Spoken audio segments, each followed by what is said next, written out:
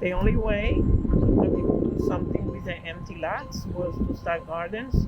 For over 30 years, Iris Brown has been a staple in the Norris Square neighborhood in West Kensington. In the 80s, she co-founded Las Parcelas, which means the parcels. That led to a series of urban gardens around her neighborhood. She did it because she saw an unfulfilled need, one Iris is still working to fix. Do you see that in this community, food insecurity and people who need to perhaps have access to fruits and vegetables? Of course. Of course. The city of Philadelphia says just over 16% of residents go to bed hungry or face food insecurity. That number is most likely even higher because of the pandemic. Many of those impacted, unable to get access to or afford fresh food, are people of color. This is purple cabbage from last year. Iris is being proactive, growing vegetables and spices from her native Puerto Rico and incorporates African plants where her ancestors came from. But she's also keeping an eye on the future and in her own way is fighting against climate change. You see, urban gardens like Iris's produce much needed fresh fruits and vegetables to fight food insecurity, but they also help to combat the impacts of climate change by reducing food-related carbon emissions and waste. Those lead to global heating.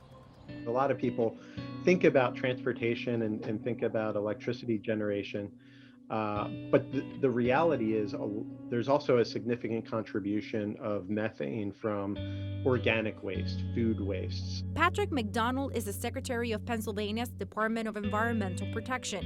He says a quarter of the waste found in landfills is organic food waste.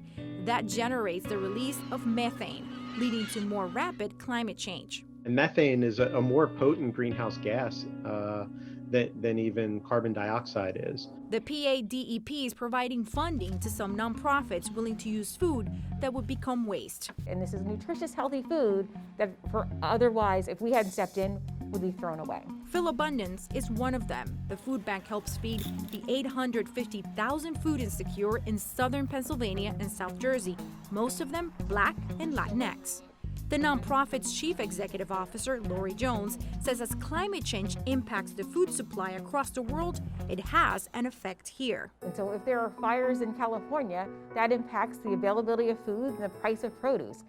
As you can see, there's no room for food waste, but there's steps we can take right now to make a difference. For example, instead of buying a big bag of potatoes, buy the number you need.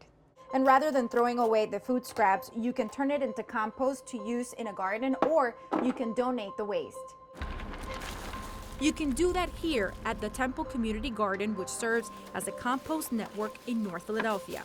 Kristen Rice works here. We have 6 bins, and people can drop off their food scraps, and we bring in like leaves and mulch, and that turns into compost, which we can use for the bins, which is used for the produce.